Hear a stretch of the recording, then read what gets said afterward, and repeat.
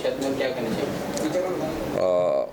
Meera Bhayandar Vasai Virar police आयुक्तालय में jurisdiction में पार्किंग नो पार्किंग का कोई धोरण नहीं था इसके पहले। तो दोनों म्यूनिसिपल कॉरपोरेशन मीरा भाईंदर और वसई विरार और पुलिस संयुक्त सर्वे किया गया। वो सर्वे में हमने 272 नए पार्किंग नो पार्किंग के पॉइंट्स निकाले हैं और 9 वन वे के पॉइंट्स निकाले हैं। तो ये इसका इम्प्लीमेंटेशन अगले 15 दिन में शुरू होगा। ये प्रायोगिक रहेगा। बाद में लोगों के और जनप्रतिनिधि है उनके कुछ सजेशन रहेंगे तो उसमें से कुछ चेंज हम कर सकते हैं। आपसे लोग अगर सजेशन देना चाहे तो किस तरह से आपसे संपर्क करें, वो क्या तरीका होगा? सजेशंस के लिए हमारे 3 परिमंडल है, मीरा भाईंदर वसई विरार और एसीपी ऑफिस है, डीसीपी ऑफिस है। तो यहाँ के डायरेक्ट निवेदन हमको दे सकते हैं या व्हाट्सएप पे भी भेज सकते हैं। सर डेट कब से कब? आज से 15 दिन।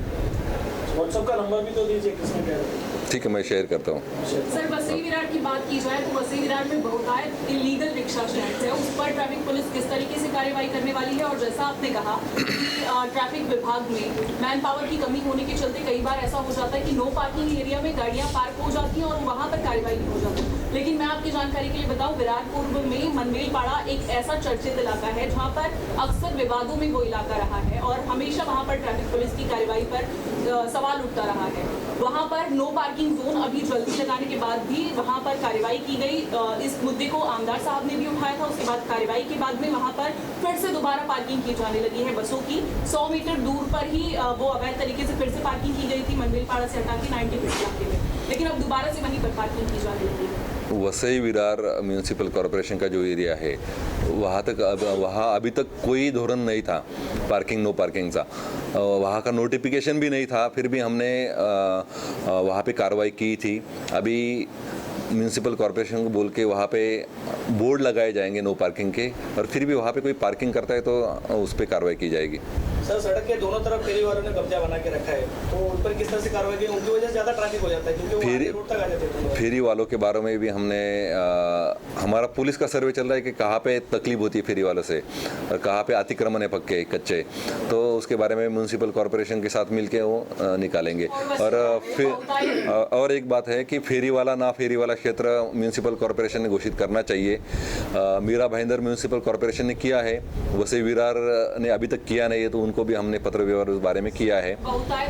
रिक्शा स्टैंड के विषय पर क्या है?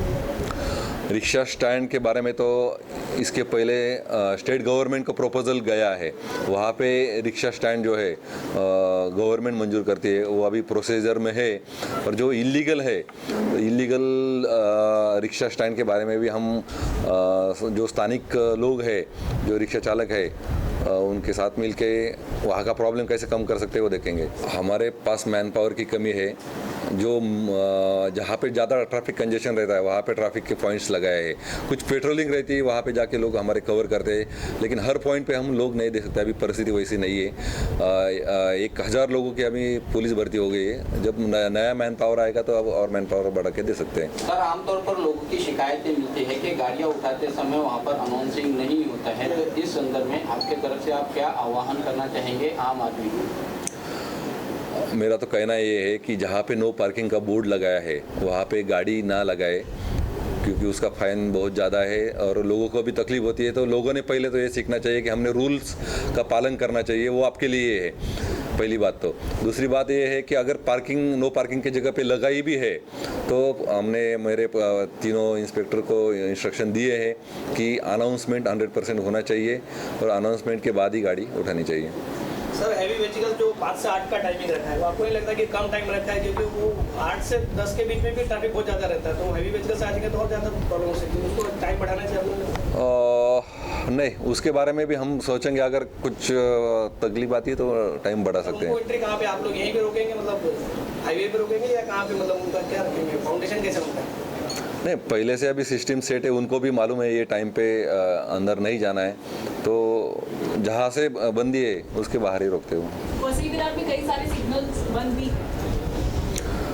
सिग्नल्स का काम जो है पूरा म्यूनिसिपल कॉरपोरेशन का है, हमने उनको पत्र व्यवहार किया है। कम सिग्नल मतलब ये मैन पावर आपके पास कम होने के चलते कई सारे मैन पावर वहाँ पर ही इस्तेमाल हो जाते हैं ना। नहीं, सिग्नल मतलब ऑपरेट नहीं हो रहे या क्या? नहीं हो रहा है। जहाँ पे मैं तो बोलता हूँ जहाँ पे सिग्नल है वहाँ पे पुलिस वाले ने रुकने की भी ज़रूरत नहीं है, क्योंकि सिग्नल है तो लोग उसका पालन करते हैं। जहाँ पे सिग्नल नहीं वहाँ पे ज़्यादा ज़रूरत रहती है। और अभी तो एक डीपीडीसी में से भी कुछ चल रहा है कि ऑटोमेटिक चालान हो जाए, मतलब पुलिस वाले की भी ज़रूरत नहीं है कि कैमरा ही देख के वो उसका ऑटोमेटिक चालान कर दे कि सीट बेल्ट नहीं पहना है या ट्रिपल सीट है या विदाउट हेलमेट है। तो ज़्यादा पुलिस की भी ज़रूरत नहीं पड़ेगी, टेक्नोलॉजी अभी इतना आगे गया है। पुलिस विभाग की तरफ से आह्वान करता हूँ और निवेदन करता हूँ कि ये आपकी सहूलियत के लिए, आपके सुविधा के लिए ये पॉइंट्स बनाए गए, पार्किंग नो पार्किंग। जहाँ पे नो पार्किंग है कृपया वहाँ पे अपनी गाड़ी पार्क नहीं होनी चाहिए, इसका ख्याल रखना चाहिए। और जहाँ पे पार्किंग नहीं थी पहले या कुछ भी धोरण नहीं था तो वहाँ पे भी हमने पार्किंग देने की सुविधा की है।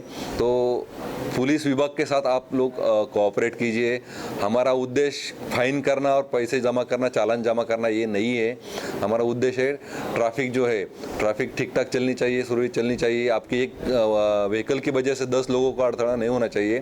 तो हमारे यही आह्वान रहेगा कि आप पुलिस विभाग के साथ कोऑपरेट करें।